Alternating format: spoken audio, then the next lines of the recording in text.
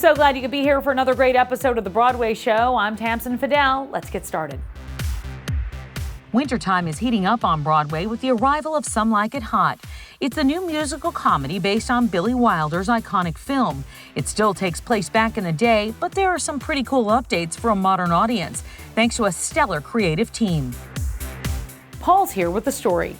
That's right, Tamsin. Emmy-nominated comedy queen Amber Ruffin is making her Broadway debut alongside the Inheritance Tony winner Matthew Lopez as co-book writers of Some Like It Hot. I sat down with the delightful duo to find out about bringing this fan favorite movie to the stage in 2022.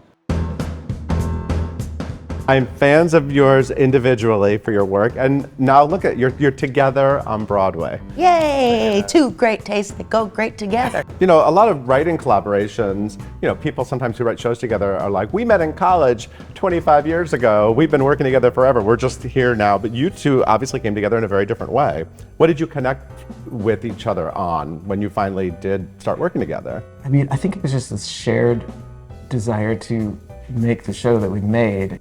You never want to talk about starting a project from the negative, which is we don't want to do this, we don't want to do that. But when you're making Some Like It Hot for a 21st century audience, you inevitably go to well, it's not going to be this, and it's not going to be that, and it's not going to be that. And then once we had just sort of cleared all the things that it wasn't going to be, we then sort of looked at what it could be. Yeah. I think it was just this shared desire to take something familiar and completely remake it and make it something that is celebratory and inclusive and respectful and fun.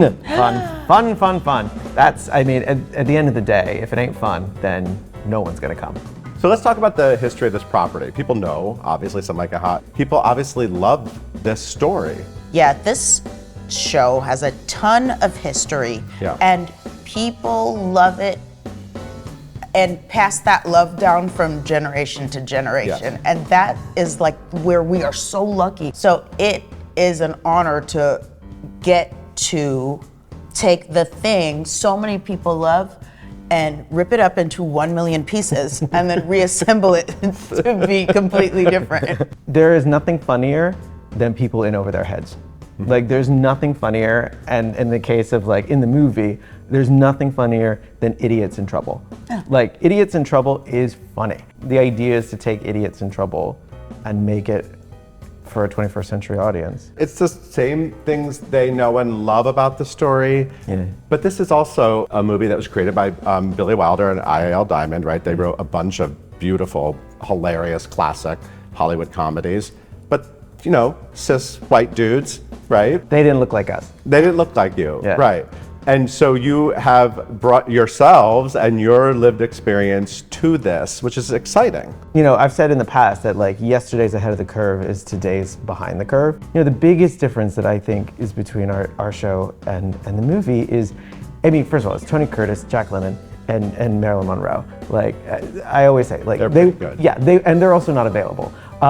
So you have an opportunity to completely just change who these characters are, and so with all three of the leads, we rethought them from scratch. I don't know how much of our own lived experience is in the show. I think what is more to the point is that we are people who live in the world in the 21st century, and we are people who don't resemble the people who made the movie originally or who made the first musical originally.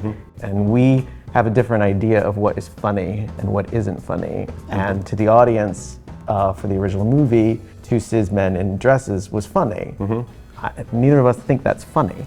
So it's hard to make a joke out of something that you don't find funny. What I do think is funny is Idiots in Trouble. In the movie, the original movie, they didn't change. Nobody changed, really. They were the same people they were at the end as they were at the beginning. And we had an opportunity to take three characters and put them through the ringer and change their lives. And then suddenly it's a story about transformation. Then it's suddenly a story about who am I in the world and who am I in relationship to the people in my life. And then it started to get really interesting for us. Amber, I want to talk to you about joining this team. You joined the team at a time that there was a lot of talk about getting more diversity behind the scenes on Broadway and making sure that we were really telling stories with authenticity and new voices. This Some Like It Hot obviously has great diversity in the cast that was not in the film, which is amazing. I said yes to Some Like It Hot for two reasons. One, the team is outstanding. You know, you've got Mark and Scott and Casey and Matthew. So I did want to work with them because that's a once in a lifetime opportunity. You know, you'd be learning at such a rate. And I also said yes to this show because the lead is a black lady. And that's it. I was like, oh my God, yeah. Getting to write for a black woman on Broadway, I do want to do that. I hear a trumpet singing and then moonlight fills the sky. A trombone whispers softly and the clouds keep drifting by. But when a saxophone starts moaning while the moon drops out of view to turn a darker shade of blue. So what was it like tackling the character of Sugar in 2022? Obviously, Marilyn Monroe is her own thing. Yeah. And you're able to really look at it just as a character and a black woman. Yeah, you know, usually when you write a black person at all, it's kind of a tightrope walk because you know you can't get anywhere near any stereotypes, right? You can't be a little late or you're kind of the stereotype of lazy, or you can't be a little loud or you're the stereotype of mean. So you have to walk this very odd tightrope. But this cast is so diverse that we just got to write a human being. And then she could just be all of the flaws and all of the good things. And you didn't have to do that normal, you know, black person in a white show and then they have to be inauthentic. She could just be a human being. And it was an absolute delight. I also think one of the things that happened to the story after Amber joined was this idea really that this is who we are when no one's watching.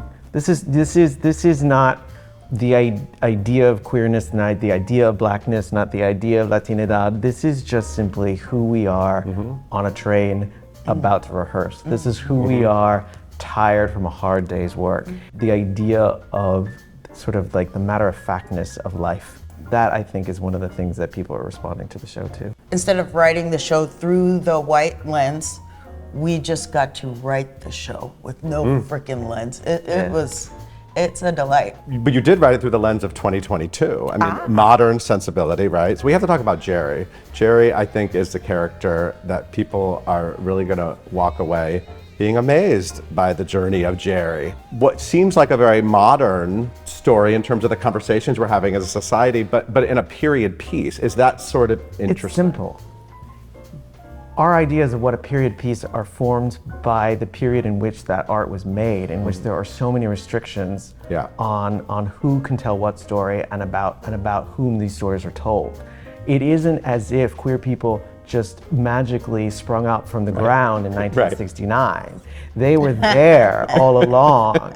Queer people, non-binary people, trans people, and every LGBTQIA individual was there on the planet Earth in 1933. They just didn't make movies about them. They didn't write novels about them. We were not gone. We were just not talked about.